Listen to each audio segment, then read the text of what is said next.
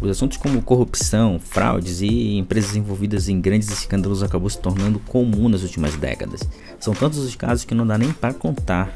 É só lembrarmos dos casos como o da Enron, onde as fraudes tiveram dimensões estratosféricas, lesando todos os seus investidores que viam suas economias de toda uma vida desaparecer quando o escândalo foi descoberto. Todos os seus funcionários e até mesmo o governo foi prejudicado, e as consequências dessa fraude fizeram mudar para sempre a história dos negócios em todo o mundo. Novas leis foram criadas, sistemas de compliance começaram a ser obrigatórios, normas foram criadas e a forma como as auditorias atuam mudaram radicalmente. Mas uma figura importante e que atua diretamente em todos os casos envolvendo essas fraudes é o contador. Ele não é protagonista, claro, mas são seus conhecimentos aplicados de forma irregular é que torna todo o negócio legítimo, entre aspas. O que acontece com ele? Toda a mídia vem em cima dos seus diretores, executivos e o pessoal do alto escalão. Mas o que acontece com o contador que de fato colocou a mão na massa e o pior, assinou embaixo confirmando que aquelas informações eram legítimas? Sabendo disso, é importante que você se inscreva no canal, afinal você já percebeu que aqui só tem conteúdo de qualidade e que pode fazer total diferença na sua carreira. E para você não perder nenhum conteúdo, é importante que você se inscreva no canal e ative o sininho, pois assim você garante que não perderá nenhum conteúdo e quem sabe algum desses conteúdos mude a trajetória da sua carreira. Adoro! Dito isso, os contadores são profissionais de extrema importância para toda a nossa economia. Afinal, toda empresa é obrigada a contar com um contador, somente com exceção dos microempreendedores individuais, os tão falados MEIs. Em meio a tantas posições e tantas empresas, eles acabaram se tornando verdadeiros mestres no negócio. E foi com toda essa maestria que o senhor Richard Kaiser, chefe da contabilidade, utilizou numa fraude que até os dias atuais figura entre os maiores escândalos contábeis de toda a história. Estou falando do caso da Enron, galera. Fundada em 1985, a Enron se dedicava à exploração de gás natural e produção de energia de diversos tipos. Mas ao longo dos anos também começou a diversificar sua carteira de investimentos, gerenciamento de riscos e derivativo climático. Seu crescimento chegou a ser tão assombroso que a converteram na sétima maior companhia norte-americana. No ano de 2000 alcançou um valor de mercado na casa dos 68 bilhões de dólares. Seus acionistas celebravam lucros expressivos, sem saber que pouco tempo depois a companhia viraria a se tornar uma referência em fraude do colarinho branco. Uma fraude que acabou com a demissão de 21 mil empregados que ficariam também sem seu fundo de pensão. Um dos procedimentos utilizados foi o método market-to-market, proposto por Jeffrey Skilling, chefe de operações financeiras. Essa era uma técnica usada por empresas de corretagem, importação e exportação. Com uma contabilidade desta, o preço ou valor de um seguro é registrado em uma base diária para calcular lucros e perdas. O uso deste método permitiu a Enron contar com ganhos projetados de contratos de energia a longo prazo como receita recorrente. Esse é um método inclusive deu origem a um termo muito conhecido chamado contabilidade criativa, galera. Acredita-se que esta técnica foi usada para aumentar os números de rendimento, manipulando projeções para rendimentos futuros. Ao reportar esses ingressos como capital da companhia, os seus executivos inflaram os balanços para atrair novos investimentos e, por consequência, valorizar o preço de suas ações. Com as ações mais altas, atraíam-se novos acionistas e assim se seguiu. Vale mencionar ainda que as entradas de capital não eram reais e a companhia pagava poucos impostos, complicando ainda mais a situação real contábil da companhia. Após a descoberta da fraude, Richard Kaiser, chefe da contabilidade, foi condenado a 66 meses de prisão. Ele poderia pagar mais de 20 anos na cadeia, mas como contribuiu com as investigações, teve sua pena reduzida e acabou cumprindo esse período no regime domiciliar semiaberto, provando que não é só no Brasil que a lei dá aquela ajuda marota para pilantras, né? O caso repercutiu, mas não se falou no contador. O motivo disso, galera, é que a participação dele teve mais a ver com as ordens que ele seguiu da diretoria e por ter assinado o balanço, mesmo sabendo de todo o esquema. Os demais diretores também foram presos e a Enron acabou falindo. Agora, esses casos da Enron teve proporções imensas, mas que tal um contador que ganhou 55 vezes na loteria? Ou contador de sorte esse camarada, hein? Só que não, galera. Esse caso aconteceu aqui no Brasil com o senhor João Muniz Leite, que é suspeito de lavagem de dinheiro do crime organizado. O Departamento Estadual de Investigações de Narcóticos, o DENARC, pediu à justiça o sequestro de bens do contador João Muniz Leite por suspeitas de lavagem de dinheiro do crime organizado. O investigado e sua mulher ganharam 55 vezes na loteria somente em 2021, segundo apurações. Em uma das vezes ele dividiu um prêmio de 16 milhões na Mega Sena com o traficante de drogas Anselmo Bechelli, Santa Fausta, ou Cara Preta, considerando um dos principais fornecedores de drogas do primeiro comando da capital, PCC. Santa Fausta foi morto em dezembro do ano passado, hein, galera?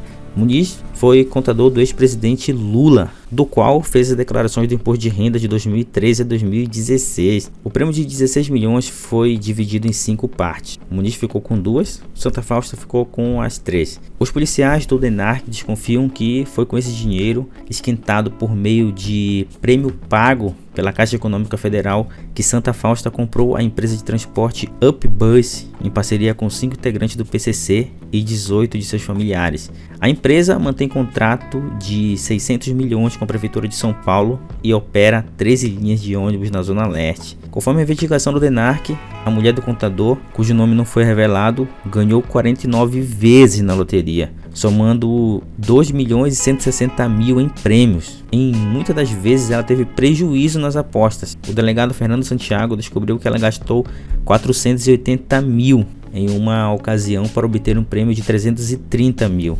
Em uma outra oportunidade ela apostou 114 mil e ganhou 62, sempre ficando no negativo, né, galera? Já o contador ganhou 34 milhões em 6 oportunidades. Em 2 delas os prêmios foram de 16 milhões. Em uma terceira ele apostou 620 mil e ganhou 425 mil. Na quarta vez ele apostou 84 e recebeu 74. A suspeita de que os prêmios da loteria serviam para esquentar o dinheiro ilícito, daí porque a maioria das vezes as apostas eram de valor superior aos prêmios obtidos pelo casal. Muniz prestaria serviços a Santa Fausta na abertura de empresas com nomes falsos. Segundo a polícia, há indícios de lavagem de dinheiro com os prêmios de diferentes loterias da Caixa. Entre as empresas que ele teria aberto estaria a Eduardo Participações Patrimoniais. O caso está na primeira vara de crimes tributários, organização criminosa e lavagem de dinheiro da capital, que decidiria se decreta ou não o bloqueio dos bens do contador.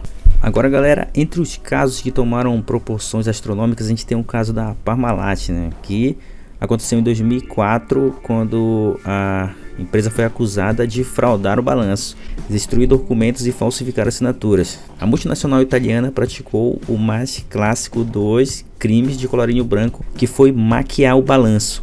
A empresa estava sobrevalorizando os bens de forma a obter lucros contábeis mais elevados dos que os verdadeiros, forjando resultados satisfatórios, assim criando uma aparência de empresa sólida, e com isso conseguiu captar empréstimos na casa dos 5 bilhões de dólares. Porém, bons números apresentados só existiam no papel, fazendo com que a organização não conseguisse honrar com as dívidas de milhões de dólares. Por conta disso, os balanços começaram a ser analisados de forma minuciosa e a real situação da empresa passou a ser conhecida. O colapso da Parmalat teve início em novembro, quando o seu auditor levantou dúvidas sobre o lucro de derivativos de 135 milhões de dólares. Depois de outras evidências de falsificações contábeis, o diretor executivo e o contador fundador da empresa, Calixto Tanzi, renunciou em 15 de dezembro. 4 dias depois, a empresa divulgou uma carta falsa do Bank of America. Em 23 de dezembro, os investidores italianos informaram que a empresa havia utilizado dezenas de empresas do exterior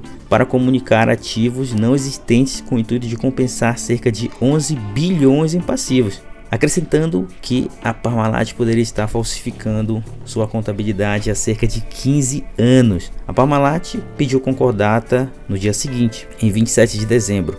Tanzi foi detido pela polícia, outros 7 executivos foram demitidos dias depois, e em 27 de novembro a Comissão de Valores dos Estados Unidos moveu uma ação contra a Parmalat, acusando-a de utilizar demonstrações financeiras falsas para fazer com que os seus investidores dos Estados Unidos comprassem mais de 1,5 bilhão em valores imobiliários. Os investigadores acreditam que mais de 100 bilhões poderiam ter sido desviados da empresa. Eles estavam investigando que o papel, se algum, poderia ter sido desempenhado pelos auditores da empresa, pelas afiliadas italianas da Grant Thornton e Deloitte, e por bancos estrangeiros, inclusive o Citibank e o Deutsche Bank, que ajudaram a Parmalat a fazer negócios. Entre as alegações mais bizarras, um telefonista da Parmalat foi inadvertidamente listado como diretor executivo de mais de 25 empresas afiliadas utilizadas para mascarar os problemas financeiros da empresa. Como os casos americanos, o escândalo da Parmalat suscitou questões sobre como a empresa pode mascarar os seus números por tanto tempo sem ajuda de fora. Os auditores deveriam no mínimo ter falado com o Bank of America para verificar se estavam com os 4,9 bilhões afirmados pela Parmalat. As investigações examinaram se o Bank of America estava de alguma maneira envolvido na falsa afirmação. Embora o banco diga que não estava, não é razoável esperar que o banco vasculhe o mundo todo para ver se alguém está usando seu nome de modo impróprio. No entanto, que as empresas subscreveram as ofertas de títulos e ações da Parmalat deveriam ter investigado o suficiente para saber se a empresa não podia comprovar as demonstrações financeiras. Num contexto histórico, a Parmalat abriu capital na Bolsa de Milão na década de 1990, escondendo as primeiras dificuldades financeiras provocadas por sucessivas aquisições e pelo crescimento da dívida. As compras e as perdas das outras companhias eram cobertas com o dinheiro da Parmalat, já altamente endividada, cuja situação Tanzi, contador e fundador da companhia, tentou esconder por meio de falsas operações financeiras e empresa de fachada em paraísos fiscais. A crise veio a público em 2003, culminando na falência da Parmalat. Foi tratada pela imprensa italiana como a maior fraude da Europa. A dívida escondida do grupo totalizava 14 bilhões de euros e Tanzi acabou condenado em dezembro de 2010 a 17 anos e 5 meses de prisão. A Parmalat pertence hoje ao grupo francês Lactalis. Mais um caso com dimensões globais, agora um caso nacional, que foi um verdadeiro escândalo, foi o Banco Pan-Americano. O nosso querido Silvio Santos, figura carismática que já fez todos nós darmos risadas, tinha um projeto ambicioso em busca de expandir os seus negócios e ao mesmo tempo fazer a gestão do seu patrimônio. Foi com essa intenção que ele criou o Grupo Pan-Americano, mas não estamos aqui para falar do sucesso de mais um empreendimento do Cenoura Bravanel, e sim para falar da fraude bilionária no Banco Pan-Americano, que teve participação ativa do seu contador. E tudo isso foi resultado de um acúmulo de irregularidades contábeis constantes nos balanços da instituição desde meados de 2006, que passaram pelo crivo de diversas instituições, em especial empresas de auditoria, mas só foram descobertas pelo Banco Central. A prática adotada pelo banco consistia em inflar seus balanços por meio de registro de carteiras de crédito vendidas a outras instituições como parte de seu patrimônio.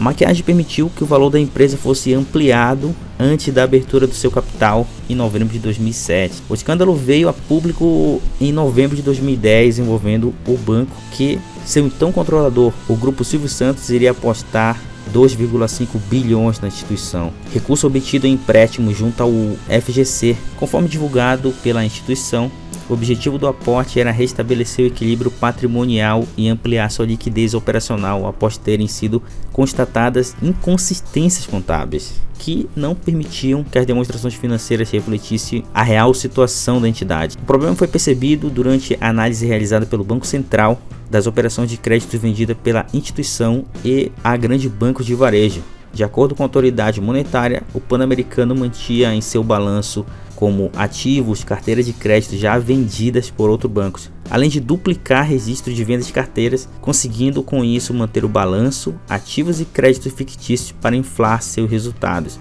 Os executivos à frente da instituição, quando a fraude foi identificada, foram demitidos e assumiram novos administradores que posteriormente descobriram que o rombo era cerca de 1,5 bilhão maior, o que colocava em risco a própria sobrevivência do banco. Sem alternativa, o Pan-Americano acabou vendido para o BTG em 31 de janeiro de 2011.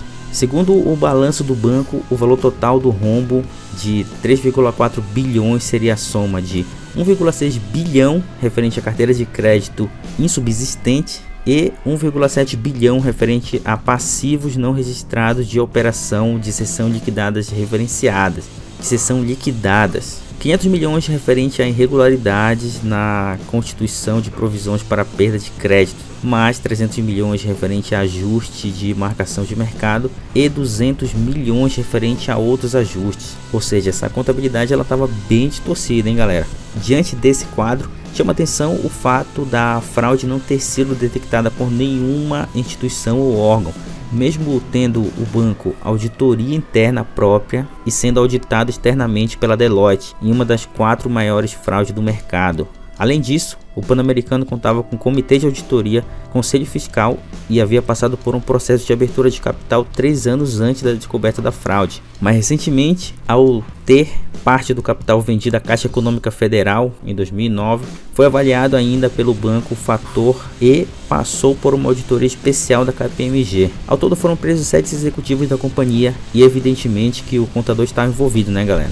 Não tem como fazer todo um esquema desse sem a participação do contador e dos auditores. Portanto, o senhor Marco Antônio Pereira da Silva, ex-chefe de contabilidade, foi condenado a 2 anos de reclusão em regime semiaberto. Isso nos prova que cada vez mais o crime compensa, principalmente se falamos dos crimes de colarinho branco. É realmente inacreditável como as coisas são tratadas de forma desigual para os ditos detentores do poder. Mas enfim, vamos lá. Quer ver um outro exemplo desse? Por exemplo, o contador Marcelo Rodrigo Pio, que foi condenado a 31 anos por lavagem de dinheiro, mas continuará solto. O empresário americanense Marcelo Rodrigo Pio, de 44 anos, foi condenado por lavagem de dinheiro e ocultação de bens em um caso que envolveu 6 empresas de fachada, o que implica em 6 crimes diferentes, galera. A pena foi fixada em 31 anos e 6 meses de reclusão em regime inicial fechado, além de 96 dias multa, ou seja, meio salário mínimo a cada dia. Entretanto, como ele estava solto de forma provisória, o contador poderá responder em liberdade. A sentença foi proferida pelo juiz da 2ª Vara Criminal de Americana, André Carlos de Oliveira. Porém, o advogado irmão do contador, Anderson Pio, disse que vai recorrer da decisão. Marcelo foi preso em 29 de outubro de 2019 na Operação Marco Polo de Piracicaba. A detenção aconteceu na Academia Performance Gym, da qual ele era o proprietário. Mas o curioso, hein, galera, é que o espaço foi fechado, né? Eles fecharam as portas 2 dias depois do cara ter sido preso. Bem suspeito isso, hein? O contador é acusado pelo Ministério Público de movimentar mais de 300 milhões nos últimos 5 anos em um esquema de lavagem de dinheiro que supostamente utilizaria 6 empresas de fachada, hein, galera? A investigação teve início em 2015 com uma movimentação financeira de valor atípico feita pela Asia Express, empresa que já tinha sido liquidada pelo Banco Central por operações fraudulentas de câmbio. Isso tudo chamou a atenção do COAF, galera, que é o Conselho de Controle de Atividades Financeiras. Quando teve acesso ao processo administrativo que liquidou a Asia Express, o promotor responsável pelo caso, Alexandre de Andrade, descobriu que o nome do empresário parecia ligado a essa e outras 6 empresas do mesmo ramo. O cara era contratado para lavar o dinheiro de traficantes estelionatários. Segundo o Ministério Público, em seguida direcionava a verba para as contas do exterior em paraísos fiscais e recebia de comissão uma porcentagem sobre a movimentação. O juiz do caso ainda aponta que o réu se utilizou de 6 empresas para movimentar as quantias. Entretanto, não se confirmou a utilização da SER Transporte e Logística, uma das citadas no processo. Marcelo chegou a admitir que era o responsável pelo escritório de contabilidade Juris Contábil. Disse ainda que abria as empresas e contas e que recebia os extratos e tinha noção dos valores movimentados. Já os valores transferidos para a sua academia deverão ser parte da sua comissão. Porém, na frente do juiz, deu aquela metida de louco e modificou a versão. Segundo o juiz, o acusado teria admitido que constituiu uma das empresas, mas que quem fazia a movimentação era um grupo de São Paulo, assim, bem entre aspas aqui, hein, galera. E ele alegou que recebia de 5 a 7 mil para manter as empresas e contas ativas e que não fazia a contabilidade delas. Vamos lá, galera, não faz sentido algum você dizer que recebia os extratos, via as quantias que eram movimentadas, mas não fazia a contabilidade. Isso aqui é o mesmo que dizer que no nosso país não tem corrupção. Empresa nenhuma passa seus extratos dessa maneira. Quase todos os escritórios de contabilidade precisam quase que implorar para receber esses extratos dos seus clientes. Isso para fazer o fechamento, né? Agora, como um maluco desse tinha essas informações, não faz a menor lógica. O empresário admitiu ainda ter pedido 18 mil para pagar a escola das filhas em 2017, mas que desconhece os valores excedentes das duas empresas. Capel e Mafrini depositaram 85 e 90 mil respectivamente na conta da sua academia, e o juiz classificou as alegações do empresário como insustentáveis. Para ele, a prova de acusação é robusta e incrimina o réu sem qualquer eiva de dúvida. A materialidade foi provada pela extensa comprovação juntada com a denúncia, especialmente quebra do sigilo telefônico e telemático, bem como o levantamento de endereços e movimentações financeiras. O juiz também refuta a tese da defesa de Marcelo de que ele não tinha acesso às contas bancárias mencionadas na acusação, já que houve movimentação pós-crime. As movimentações posteriores até a prisão do réu não o desvinculam. Por isso mesmo, certo de que outras pessoas tinham possibilidade de movimentação por possuírem a senha e token. Fala sério, né, galera? Só os casos de dar nos nervos, e o pior de tudo isso é que vemos que todos esses escândalos ganham a mídia e depois somem do radar e ninguém é punido. E quando é punido, a pena é muito branda, fazendo como se fosse uma espécie de incentivo para que se cometam cada vez mais crimes dessa magnitude. Agora me diz você o que achou desses crimes. Comenta aqui embaixo, deixando a sua opinião de qual o caso te deixou mais revoltado. E se esse vídeo te agregou em algo, é importante que você se inscreva no canal e ative o sininho de notificação, pois assim você garante que não perderá nenhum dos conteúdos de alto valor que temos aqui. Te espero no próximo vídeo e valeu!